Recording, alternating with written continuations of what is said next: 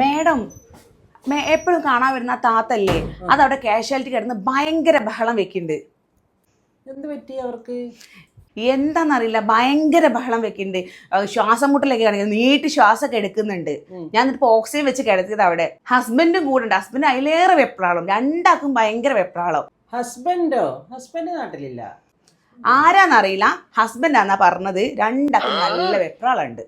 നടക്കാൻ പറ്റുന്ന കോലത്തിലല്ലേ? ബേജാറ് മാത്രല്ലേ ഉള്ളൂ. എന്നാലൊന്ന് കൊണ്ടുപോവാൻ ഞാൻ നോക്കാം. അവിടെ ഇരുന്നോളി. എന്താ പറ്റിയേ? എന്ത് ശ്വാസം കിട്ടണില്ല എന്നൊക്കെ അശ്വതി വന്ന് പറഞ്ഞ്? എൻ്റെ ഡോക്ടറെ, ഇന്നലെ രാത്രി ഉണ്ടല്ലോ, ഒരു പാതിരാത്രി ആയപ്പോൾ വീട്ടിലൊരാൾ ബെല്ലടിക്കുന്നുണ്ട്.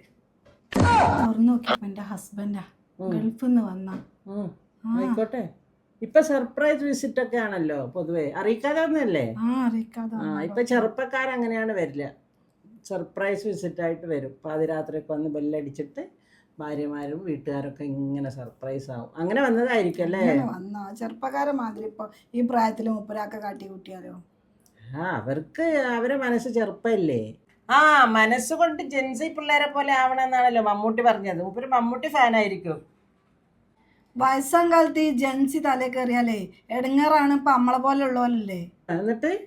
എന്നിട്ട് പത്താ എന്താപ്പാ നിങ്ങൾക്ക് ഈ ബേജാർ എന്താ? അത് പറ. ശ്വാസം കിട്ടണില്ല, ബേജാറ്, പിയാപ്പിളയും ബേജാറായി പുറത്തേക്കുണ്ടോ, എന്താ സംഭവം എന്ന് പറ. 2 കൊല്ലം ഗൾഫിൽ നിന്നിട്ട് നട്ട പാതിരിക്ക് പെരയിൽ വന്ന് റൂമിലും കയറിയാ പിന്നെ എന്താ സംഭവിക്കുക? നിങ്ങൾ എന്നോടാ ചോദിച്ചേ?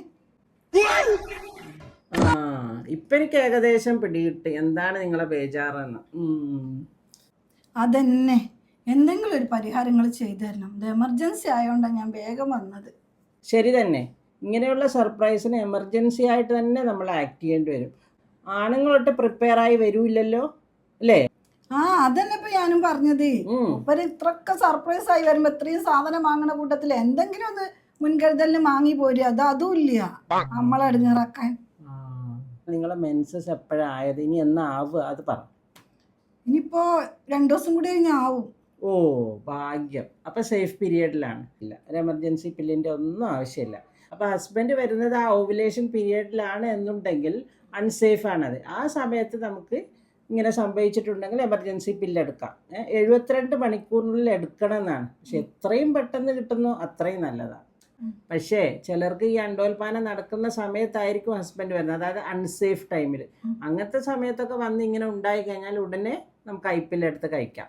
അപ്പൊ പേടി മാറിയോ? പേടി മാറിയോന്നോ? ഇപ്പോഴാ എൻ്റെ ശ്വാസം വീണ് നേരെ. മക്കളൊക്കെ വലുതായോ അല്ലേ, അതാ.